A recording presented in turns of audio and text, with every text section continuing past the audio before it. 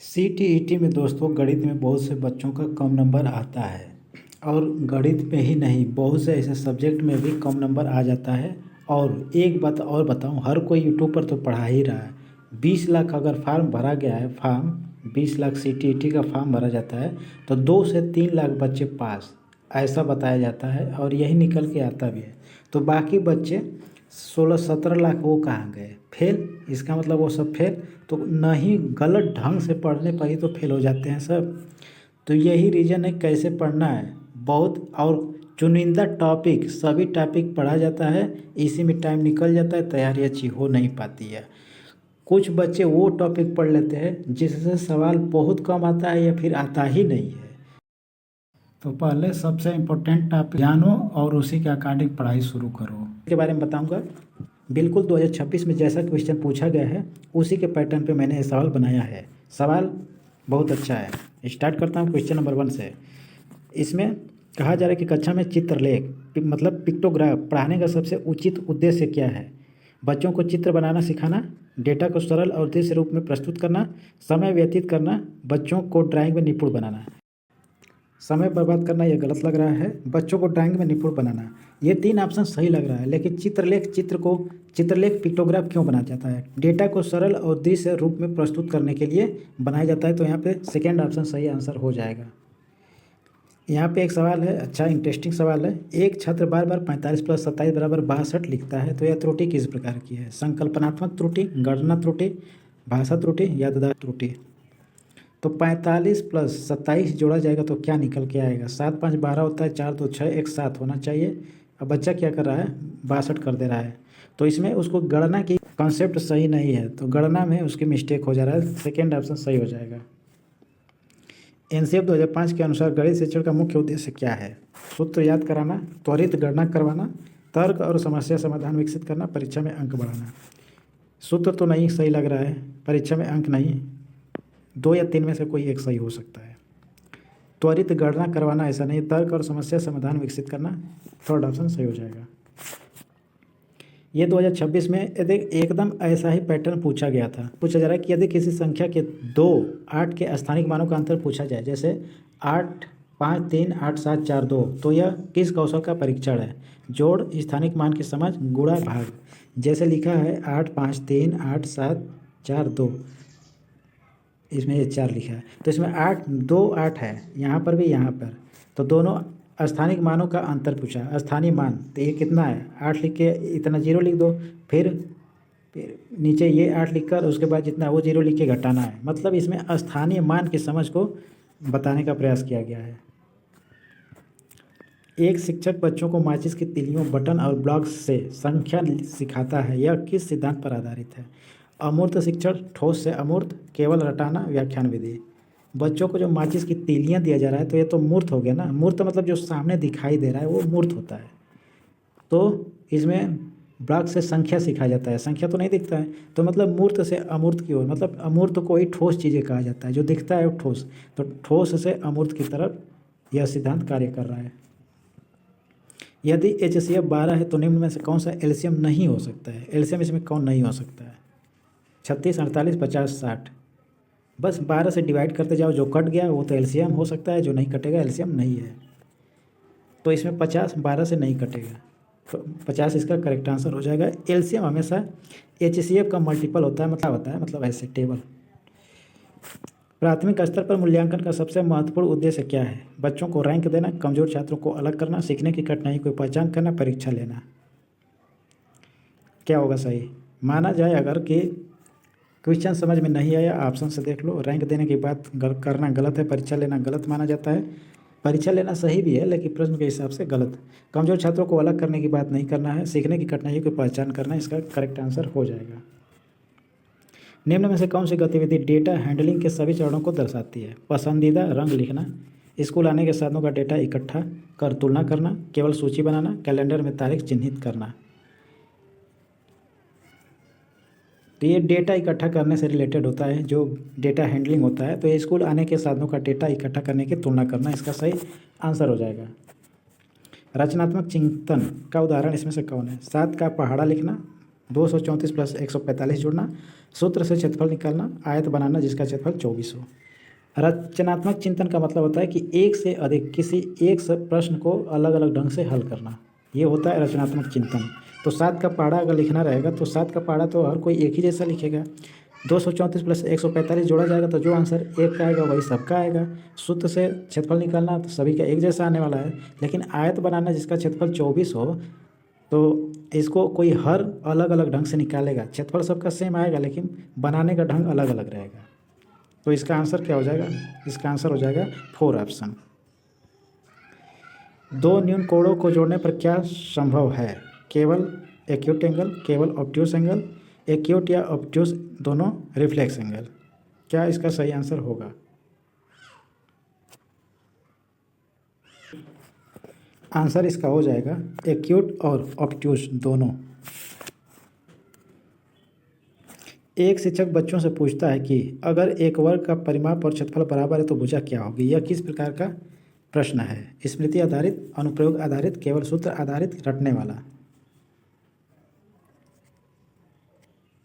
एक वर्ग का परिमाप और क्षेत्रफल बराबर है तो यह अनुप्रयोग आधारित प्रश्न है। एक बच्चा बार बार घटाव में उधार मतलब बोरिंग गलत करता है, शिक्षक को क्या करना चाहिए? डांटना, अधिक अभ्यास देना, ठोस सामग्री से समझाना, परीक्षा लेना। ठोस सामग्री से समझाना चाहिए। लर्निंग बाय डूइंग का सबसे अच्छा उदाहरण इसमें से कौन है? लेक्चर देना, बोर्ड पर हल करना, बच्चों से खुद गतिविधि करवाना, नोट्स लिखवाना। आसान है, बच्चों से खुद गतिविधि करवाना चाहिए। यदि एक बच्चा अलग अलग तरीकों से एक ही उत्तर तक पहुंचता है तो यह दर्शाता है भ्रम, गणितीय लचीलापन, कमजोरी, याददाश्त। गणितीय लचीलापन का मतलब उसको गणित की अच्छी जानकारी या समझ है, तो गणितीय लचीलापन इसका सही आंसर हो जाएगा। समस्या समाधान विधि में सबसे महत्वपूर्ण क्या है? उत्तर बताना, चरण याद कराना, बच्चों को सोचने देना, जल्दी हल कराना। सबसे बेहतर आंसर इसमें से कौन लग रहा है? इसमें बच्चों को सोचने देना चाहिए। निम्न में से कौन सी स्थिति समान बांटने को दर्शाती है? 48 चॉकलेट्स को 6 बॉक्स में रखना, 48 चॉकलेट्स को 6 बच्चों में बराबर बांटना, 48 चॉकलेट को 8-8 के पैकेट में बांटना, 48 चॉकलेट्स को 4-4 के समूह में रखना। आंसर इसका हो जाएगा 48 चॉकलेट्स को 6 बच्चों में बराबर बांटना। यह समान बांटने को दर्शाती है। निम्न को अवरोही क्रम में व्यवस्थित करना, यह सवाल है। इसे हल किया जाएगा तो सब में सेम अंक है तो सेम अंक को ऐसे कर लेना है, जैसे लिखा हुआ है लिख लेना है। 2/3 है। अंश में बस 0 लगा लेना है और भाग कर लेना है 1 से 2 पॉइंट तक। 8 से 70 में भाग दिया जाएगा तो 8.7 निकल के आएगा। 6 से 50 में भाग दिया जाएगा तो 8.3 निकल के आ रहा है। 4 से ये 7.5 बार में कटेगा और ये तो जल्दी कटेगा नहीं, 6.66 आता रहेगा। लेकिन इसमें अवरोही पूछा है, मतलब घटते हुए क्रम। तो सबसे छोटा कौन वाला लग रहा है? ये इसका मान है, ये इसका मान, ये इसका मान है। सबसे छोटे से बड़े की तरफ चलना है। तो सबसे छोटा 6.6 है, मतलब 2/3 का था, मतलब उल्टे क्रम में बताना है। तो 2/3 एकदम लास्ट में रहेगा। सबसे बड़ा पहले, फिर उससे छोटा, फिर उससे छोटा, ऐसे रहेगा। तो सबसे छोटा 2/3 लास्ट में रहना चाहिए और सबसे बड़ा पहले रहना चाहिए। तो यहाँ पे ये बड़ा है, उसके बाद ये है, फिर ये है, फिर ये है, मतलब कि पहला ही ऑप्शन इसका सही आंसर हो जाएगा। अंकों 95210 का उपयोग करके बनी सबसे बड़ी और सबसे छोटी 5 अंकीय संख्या का अंतर क्या होगा? तो इसको समझना बहुत आसान है, मैं बता दे रहा हूँ। ये 9 है, इसके बाद इसमें से कौन संख्या आना चाहिए, मतलब घटते हुए क्रम में लिख लेना है।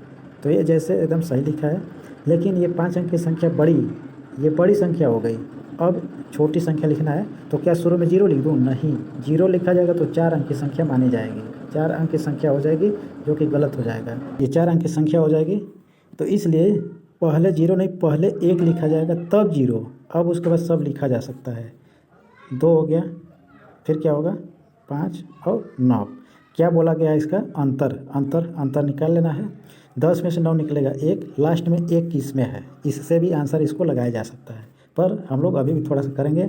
यहाँ पे 0 हो गया, फिर 10 में से 5 निकलेगा 5, ये 1 हो गया, 11 में से 2 निकलेगा 2, 9 हो गया, और यहाँ पे 4 हो गया, यहाँ पे 8, 8 4 9 5 1, सही है।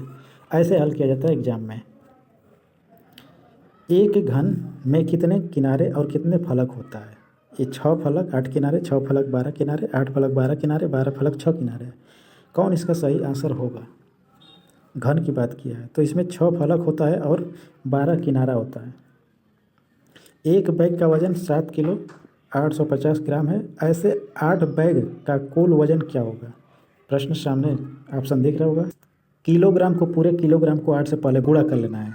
7 गुणा 8 तो कितना? 56 किलोग्राम ये आ गया। अब 850 ग्राम को 8 से गुणा किया जाएगा तो ये निकल के आएगा 6800 ग्राम। ऐसे निकल के आएगा। तो 1000 ग्राम में 1 किलो होता है। 1000 तो ये 6 किलो निकल के 6 किलो 800 ग्राम हो जाएगा। तो 56 इसमें 56 था तो 56 में 6 जुड़ेगा और 800 ग्राम जुड़ेगा तो 56 6 62 62 किलो 800 ग्राम हो जाएगा। तो 62.8 जहाँ होगा वो सही है तो ये सही हो जाएगा। 62.8 मतलब 62 किलो 800 ग्राम हो गया। गणित में शिक्षण के परिणाम के संदर्भ में निम्न में से कौन सा कथन गलत है? यह स्पष्ट और मापने योग्य होना चाहिए। यह केवल परीक्षा के अंत में ही उपयोगी है। यह शिक्षण प्रक्रिया को दिशा देता है। यह छात्र की प्रगति को दर्शाता है। गलत की बात किया है, गलत कौन होगा? तो यह केवल परीक्षा के अंत में ही उपयोगी है, ये गलत हो जाएगा। श्रृंखला यहाँ पे दिया है, इसमें से कौन सही होगा? 450 375 315 270 240 घटते क्रम में है। क्या इसका आंसर हो जाएगा? मैं इसको नीचे हल करके दिखा दिया हूँ। पैटर्न यहाँ पे है। 1 सेकेंड। पहला में जब घटेगा तो ये 75 निकल के आएगा। 375 में 315 घटेगा तो कितना निकल के आएगा? 60। 315 में से 270 निकलेगा तो 45। 270 में से 30 निकलेगा तो 240 और 240 में से मतलब अब क्या मतलब ये 15 15 15 बार बार घट रहा है। 15 में से 15 निकला 60, 60 में से 15 45, 45 में से 15 30 निकला और 30 में से 15 निकला तो क्या होगा? 15। अब यहाँ पे क्या करना होगा कि 240 में से 15 जब निकलेगा तो आएगा क्या? 225। इसका आंसर हो जाएगा 225। CTET में जो मैथ के सवाल आता है इतना आसान होता है कि उसको लगाया जा सकता है, बस ये थोड़ा सा टाइम लग सकता है। तो टाइम इंक्रीज कर लेना है, सवाल को हल कर करके बढ़िया से सवाल को हल करना है, समझना है। 1 से 50 के बीच कितने ट्विन प्राइम जोड़े होते हैं? 4 5 9 10 कितने होते हैं जोड़े? ट्विन प्राइम का मतलब लगातार, मतलब कि दोनों के बीच का एलसीएम जो होता है 1 होना चाहिए, वही ट्विन प्राइम होता है। 3 5 5 7 7 11 13 17 19 19 29 31 41 और 43 ये ट्विन प्राइम है। गिन लो कितना है? 1 2 3 4 5 6। लेकिन मैंने यहाँ पे ऑप्शन लग रहा है गलत लिखा है। 6 इसका सही आंसर हो जाएगा। इसमें 6 सही रहेगा। एक सवाल यहाँ से भी पूछा जाता है, निम्न में से किस अक्षर में केवल एक रेखीय सममिति है? HOAX एक रेखीय सममिति इसमें से कौन है?